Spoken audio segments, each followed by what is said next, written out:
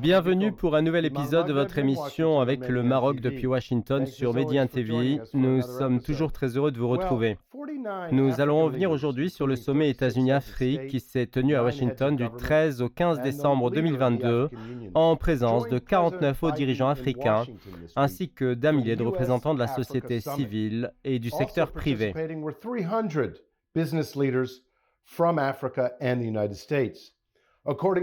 Devant l'approfondissement des liens et de la diversification des contacts du continent avec d'autres pays, les États-Unis ont cherché durant ce sommet à remodeler leur partenariat avec l'Afrique sur plusieurs questions internationales telles que la santé, le changement climatique, la sécurité alimentaire et les conflits régionaux. Le sommet de Washington est le premier grand rassemblement de dirigeants africains sous l'administration du président Biden. Il s'est tenu quelques mois après que les États-Unis ont annoncé une révision de la politique africaine. En outre, Washington a annoncé qu'elle soutiendrait l'idée de créer un siège permanent pour l'Afrique au Conseil de sécurité de l'ONU, ainsi qu'une adhésion à part entière de l'Union africaine au G20. Le président américain a également annoncé qu'il se rendrait en Afrique l'année prochaine. Dans l'épisode d'aujourd'hui, nous discuterons de l'importance de ce sommet et de ses retombées. J'ai le plaisir d'accueillir aujourd'hui deux grands experts des affaires africaines et américaines. Le premier est Ahmed Fathi, journaliste d'origine égyptienne qui est actuellement correspondant pour les Nations Unies et analyste d'affaires internationales. Il a travaillé dans plusieurs pays à travers le monde, dont les États-Unis, l'Europe, l'Afrique et l'Asie. Nous serons ensuite rejoints par Reed Kramer, PDG et fondateur de All Africa Global Media, l'une des plus importantes sources d'informations africaines aux États-Unis. Il a réalisé des reportages en Afrique et ailleurs pendant plusieurs décennies pour le compte du Washington Post, du Monde diplomatique, de Christian Science Monitor, NPR ou encore de la BBC. Bienvenue messieurs et permettez-moi tout d'abord de commencer notre discussion avec notre chroniqueur Mark Fafley. Mark, j'ai constaté que les relations des États-Unis avec l'Afrique oscillent entre zéro et le beau fixe. Par exemple, le président Bush avec qui vous avez travaillé a présenté l'initiative africaine qui était le plus gros paquet de soutien financier américain depuis le plan Marshall. Plus tard, le président Obama a organisé le premier sommet afro-américain en 2014 et il a lancé plusieurs programmes importants tels que l'Africa Power Programme et l'African Leadership Programme. Mais pendant les 4 années du mandat du président Trump, l'intérêt pour l'Afrique est redevenu secondaire. Aujourd'hui, tant après le premier sommet organisé par Barack Obama, le président Biden place donc à nouveau le continent en tête de son agenda. J'aimerais vous demander tout d'abord quelles sont les opportunités pour les Africains et est-ce que cet engagement est vraiment sérieux dans le sens où quelles sont les garanties qu'il se poursuivra avec le prochain président américain? So I think that the good thing is that there was a summit. Right. The bad thing is it took 8 years to do another summit. It should be annualized. Je pense que la bonne chose est la tenue d'un tel sommet, mais la mauvaise est que nous avons attendu 8 ans pour organiser un deuxième sommet de ce genre, car nous sommes censés avoir de tels sommets tous les ans ou tous les 2 ans. En fait, le groupe qui a participé lors du sommet États-Unis-Afrique devrait se réunir régulièrement afin de fournir une stratégie de communication efficace vis-à-vis de l'Afrique. La deuxième chose est que les États-Unis devraient également se concentrer sur cela. La raison du succès d'un tel sommet est qu'il s'agissait d'un programme présidentiel qui a suscité l'intérêt du président de la Maison-Blanche et pas seulement une entité de l'État comme le Millennium Challenge Corporation. Le président Biden doit se concentrer sur la continuité de ce processus. En outre, l'Afrique doit s'associer aux États-Unis car le continent africain subit la pression de la Chine, de la Russie et d'autres pays.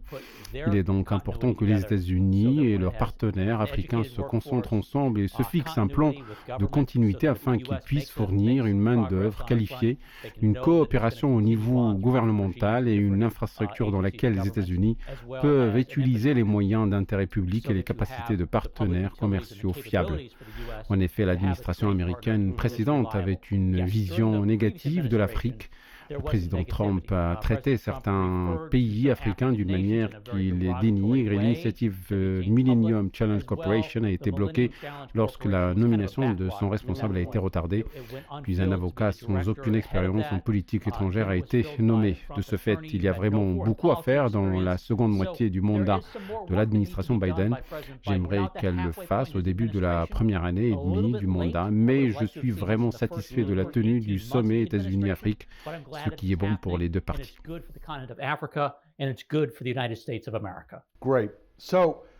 Parfait.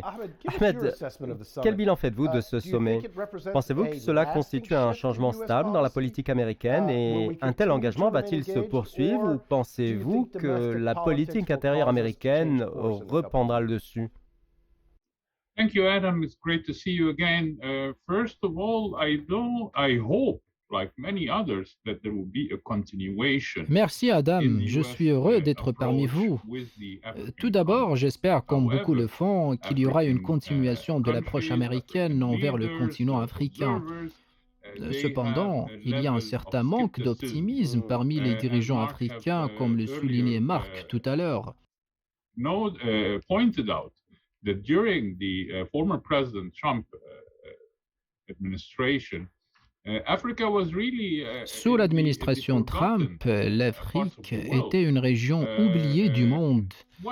En fait, ce que le continent africain espère, c'est que la relance actuelle des relations américano-africaines soit durable et institutionnelle, d'autant plus que les résultats du sommet laissent présager un avenir prometteur. Mais cela dépend toujours de la mise en œuvre, et j'espère que l'administration du président Biden le fera. En fait, dans les domaines tels que la politique étrangère et la défense, logiquement, la coopération afro-américaine devrait transcender les divisions partisanes actuelles aux États-Unis. Mais je ne garantis pas un tel scénario lorsque le prochain président prendra ses fonctions aux États-Unis. Généralement, avec les démocrates et en raison de la nature du Parti démocrate et de la nature de sa direction, il y a une plus grande compréhension et une sympathie pour le continent africain. Mais encore une fois, cela dépendra en grande partie de la tenue des promesses et de la mise en œuvre des résultats du sommet États-Unis-Afrique. Excellent. En fait, vous avez utilisé deux termes sur lesquels je voudrais revenir, institutionnalisation et mise en œuvre. À ce propos, permettez-moi de vous lire ce que l'un des responsables américains a dit à propos du continent africain. Je le cite. Avec l'une des populations à la croissance la plus rapide au monde, les plus grandes zones de libre-échange, les écosystèmes les plus diversifiés et l'un des plus grands groupes de vote régionaux des Nations Unies, les contributions, les partenariats, le leadership africain sont essentiels pour relever les défis de cette époque. Fin de citation. Alors vous travaillez au sein des Nations Unies et vous êtes étroitement associé à cette organisation internationale. Comment pensez-vous alors que l'octroi à l'Afrique d'un siège au Conseil de sécurité et d'une adhésion au G20 contribueront à relever ces défis? Et l'Afrique est-elle prête à jouer ce rôle déterminant sur la scène internationale? Wow, that's a very heavy question, Adam, but I'll try my best. C'est une question à multiples facettes, Adam, et je fais faire de mon mieux pour y répondre. Premièrement, l'octroi à l'Afrique d'un siège permanent au Conseil de sécurité, comme mentionné dans le discours du président Biden devant l'Assemblée générale des Nations unies, était sur la table depuis plus de 20 ans. Je me souviens que lorsque j'ai commencé à travailler au siège des Nations unies il y a plus de 10 ans, la première réunion que j'ai couverte en tant que journaliste concernait la réforme du Conseil de sécurité. Et je me souviens que j'en avais parlé à l'époque avec l'un des diplomates vétérans. Il m'avait dit de ne pas être trop optimiste parce que cette réforme prendra au moins 20 ans. D'ailleurs, le fait que le président Biden l'ait soulevé dans son discours devant l'Assemblée générale des Nations unies donne beaucoup de poids à cette demande. Cependant, ce n'est pas la fin du chemin. car il y a des obstacles à surmonter, car accorder à un État un siège permanent au Conseil de sécurité nécessite de modifier la Charte des Nations Unies, comme le stipule l'article numéro 108 de la Charte.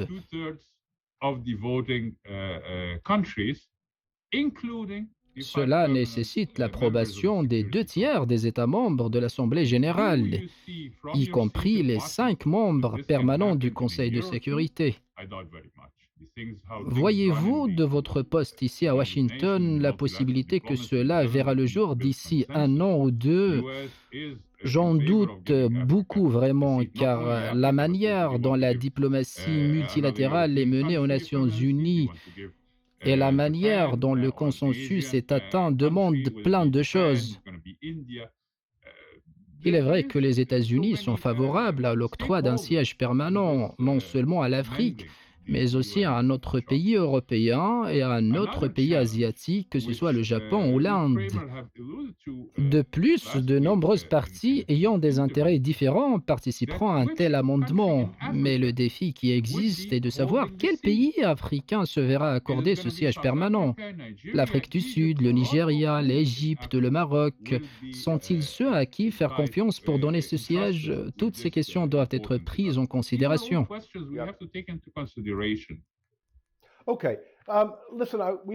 Nous avons encore 2 minutes dans cette première partie et je voudrais connaître votre opinion quant à la Chine. En fait, le volume des échanges sino-africains est 4 fois supérieur à celui des États-Unis avec l'Afrique. Pékin est l'un des plus importants pourvoyeurs de frais en Afrique. Que pensez-vous alors que les États-Unis puissent offrir à l'Afrique de plus que la Chine? Et quel est l'avenir de cette rivalité selon vous? One of the scenes I can never erase from my memory, and there are plenty. Écoutez, il y a une scène qui reste gravée dans ma mémoire. Elle est relative à la façon dont la Chine a traité les Africains au lendemain de la propagation du coronavirus dans le monde. En fait, il existe d'énormes différences culturelles entre la Chine et l'Afrique.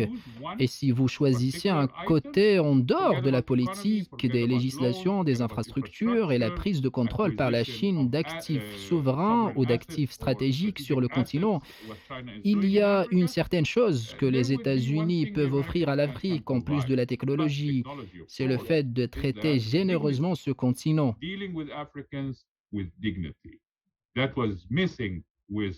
C'est ce qui manque exactement à la Chine et à d'autres acteurs internationaux. C'est le fait qu'ils ne comprennent pas les aspirations et la psychologie des Africains. Ils ne reconnaissent pas les changements qui ont eu lieu sur le continent africain au cours des 50 dernières années.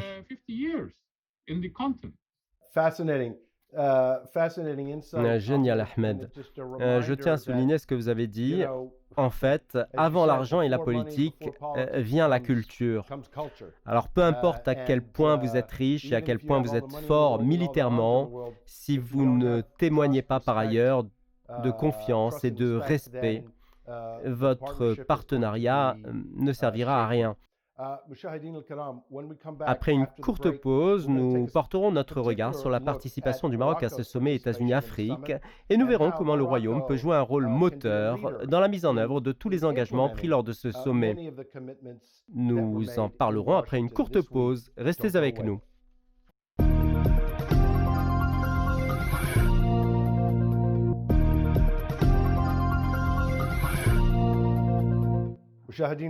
Nous voilà de retour pour la suite de votre émission avec le Maroc depuis Washington. Notre discussion porte aujourd'hui sur le sommet États-Unis-Afrique. Nous sommes rejoints dans cette deuxième partie par Reed Kramer, président de All Africa Global Media. Reed, vous avez assisté à plusieurs événements associés à ce sommet. Pouvez-vous nous dire ce que vous avez entendu des dirigeants africains et de leurs opinions sur ce grand rendez-vous? Leur attitude était-elle positive? Yes, I think that there was a generally positive reaction, not just from the top leaders, but from the Oui, je pense qu'il y a eu une réaction positive en général, non seulement de la part des dirigeants, mais d'un large éventail de participants africains pendant tous les panels du sommet, qu'elles soient formels ou au niveau des événements parallèles. Je pense également qu'il y avait un sentiment général d'agréable surprise incarné par la façon dont les activités et la participation africaine se sont déroulées et l'inclusion de questions d'une grande importance pour le continent africain à l'ordre du jour. Par conséquent, l'administration américaine a reçu une excellente évaluation, mais la grande question que tout le monde s'est posée est que va-t-il se passer au lendemain de ce sommet? Nous en reparlerons plus tard, mais concentrons-nous maintenant sur le Maroc. En fait, le chef du gouvernement, Aziz Akhannouch, a participé au sommet et permettez-moi de citer ce qu'il a dit lors de ce rendez-vous. Le Maroc peut jouer un rôle central dans les relations entre l'Afrique et les États-Unis en ce qui a trait au programme d'investissement, au secteur privé et au secteur financier. Le gouvernement marocain mettra en œuvre tous les moyens dont il dispose à cet égard. Comme vous le savez, le Maroc entretient une relation particulière avec les États-Unis en vertu du partenariat qui les unit et en vertu de la situation géographique du Maroc entre l'Europe, l'Afrique et le Moyen-Orient. Fin de citation.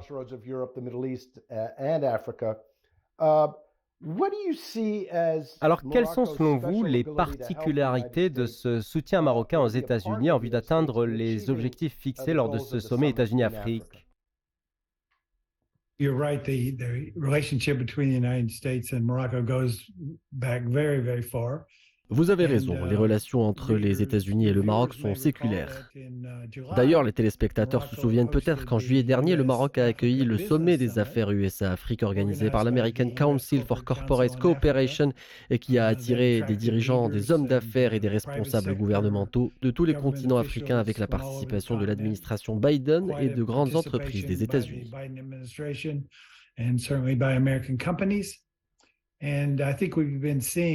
Morocco pay more and more attention to Africa. Par conséquent, je pense que le Maroc ne cesse d'accorder plus d'attention au continent africain. Le Royaume utilise sa position en tant que membre de l'Union africaine pour conclure les accords lorsque cela est nécessaire. Je crois que les activités d'investissement vont se développer au sein du Maroc et nous avons déjà vu une entreprise comme OPCV investir dans toute l'Afrique et je suis sûr que d'autres entreprises marocaines participeront. De ce fait, le rôle économique et diplomatique du Maroc sur le continent africain ne cesse d'augmenter. Maintenant, en plus des annonces économiques concernant la composition du Conseil de sécurité et le soutien financier, l'une des décisions qui a retenu mon attention a été la nomination d'un représentant spécial chargé de veiller à la mise en œuvre de ces grandes promesses financières. Il s'agit de Johnny Carson, diplomate de 79 ans, qui a été ambassadeur dans plusieurs pays africains. Alors pensez-vous que cette nomination est importante et pourquoi? Et que devrait faire l'ambassadeur Carson pour s'assurer que les décisions prises à Washington soient réellement mises en œuvre? Well, Johnny is going to have to use his extensive experience. He's been ambassador in 3 countries, assistant secretary of state. Écoutez, l'ambassadeur Johnny utilisera sa profonde expérience en Afrique. Il a été ambassadeur dans 3 pays africains, secrétaire d'État adjoint et responsable de l'Afrique au sein du National Intelligence Council. No amount of words or commitments coming out of meetings like this can substitute. Il connaît la bureaucratie de l'intérieur et sera en mesure de faciliter la mise en œuvre. En fait, il n'y a pas de mots ou d'engagement lors de ce sommet qui peuvent remplacer l'avancement de la mise en œuvre. Le soutien du président Biden à l'initiative de réforme et au programme d'aide est ce qui a poussé la bureaucratie à Washington à la mise en œuvre. Cette concentration doit être maintenue car la bataille de l'attention est toujours présente puisque chaque président américain de Ronald Reagan à Donald Trump a visité l'Afrique et lorsque cela voit le jour, les agences américaines rivalisent pour montrer leur participation à cet intérêt ainsi que les médias américains se concentrent sur cela.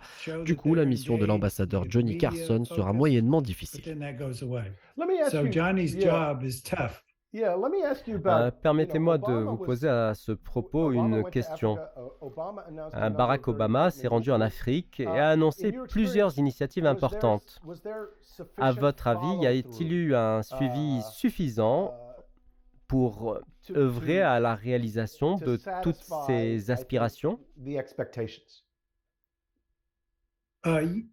Mostly no. To some extent there was. Let's take there's two programs that were signature. Ce n'était pas souvent le cas. Parlons des deux programmes qui étaient au premier plan des initiatives de l'administration Obama. Le premier est Power Africa, le plan d'Obama pour électrifier l'Afrique. And there was a mobilization of interest through Power Africa, but there were no. Il y a eu une mobilisation pour améliorer l'accès à l'électricité en Afrique, mais pas assez de ressources ont été fournies de plus qui étaient déjà sur la table. Ainsi, le projet n'a pas été mis en œuvre comme il était prévu. But there wasn't the follow-through that many people had hoped with Power Africa. Again, because en fait, ce plan existe toujours et il a de grandes possibilités de progrès, mais il n'a pas été suivi de la manière que beaucoup l'avaient espéré en raison de la concurrence pour les ressources disponibles.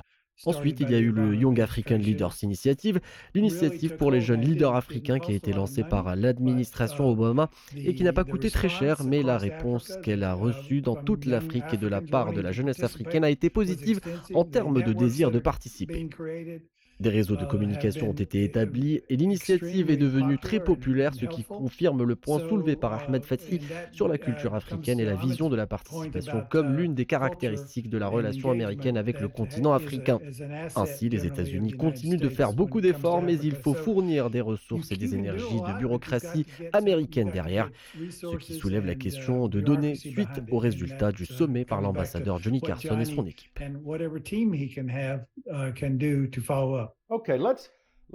Parlons brièvement de la Chine.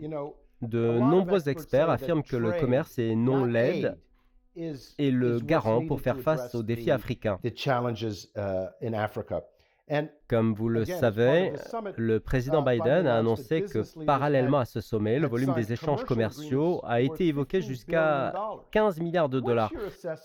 Selon vous, quelle est l'importance de ces investissements et qu'est-ce qui les distingue de ce que fait la Chine sur le continent africain?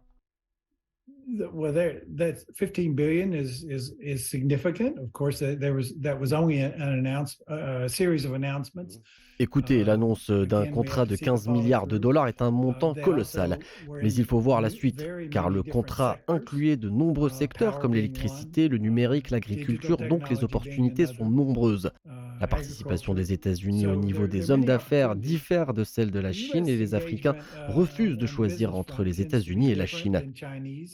But the Africans don't want to have to choose and actually refuse to choose. And one of the things that is really strengthening Africa's hand, both in dealing. En fait, l'une des choses qui a rehaussé le statut de l'Afrique, que ce soit dans la conclusion d'affaires ou dans la diplomatie, c'est la présence d'une voix unifiée qui s'est clairement manifestée dans ce sommet États-Unis-Afrique et même avant, lors du sommet du G20 au sein de l'Assemblée générale des Nations unies.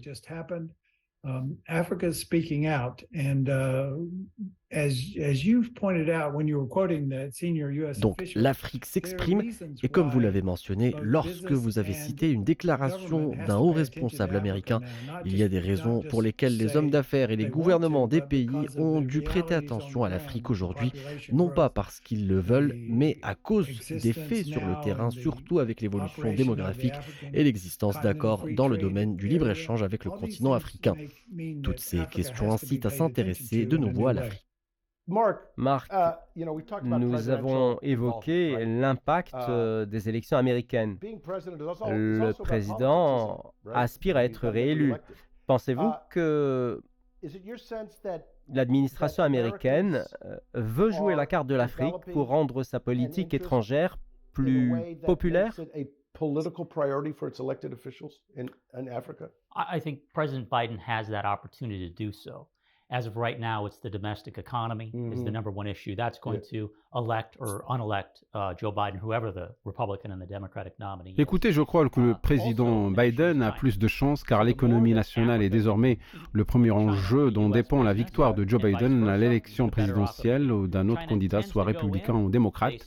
En fait, la Chine constitue un problème car lorsque Pékin intervient en Afrique, elle stipule l'obtention de tous les droits miniers et fait venir ses travailleurs et extrait des minéraux pour les utiliser en Chine, ce qui n'est bon ni pour le continent africain ni pour les États-Unis, parce que ces œuvres doivent aller à un pays comme les États-Unis qui mène une politique de protection de l'environnement, respecte les droits de l'homme et des travailleurs et cherche à améliorer l'environnement et les systèmes de gouvernance, et cela doit être pris en compte.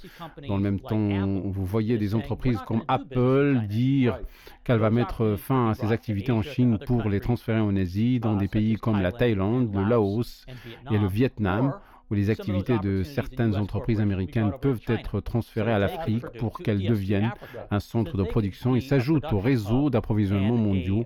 Mais il faudra qu'il y ait des opportunités comme le sommet États-Unis-Afrique qui a réuni des dirigeants africains pour en faire une priorité et dire à la communauté des affaires aux États-Unis, nous voulons travailler avec vous et nous voulons trouver un parti pour protéger nos travailleurs, nos citoyens et nos infrastructures, tout en ayant une relation de production avec les États-Unis. And at the same time have that production relationship with the United States. L'Afrique est en plein essor.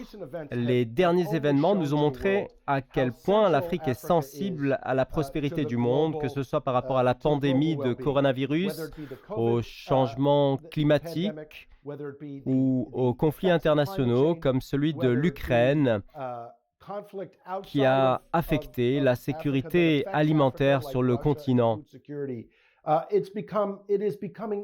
Et il est devenu certain que le monde doit prêter plus d'attention à l'Afrique. Le monde doit également investir en Afrique pour que ce continent joue un rôle sur la scène internationale. Et bien évidemment, la place du Maroc est importante dans cette partition.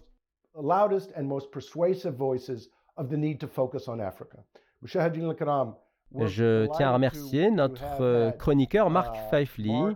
Merci également à nos invités Reed Kramer et Ahmed Fethi. Merci à vous tous qui nous suivez. Je vous donne rendez-vous en 2023 et vous souhaite d'ores et déjà une très bonne année. À très bientôt.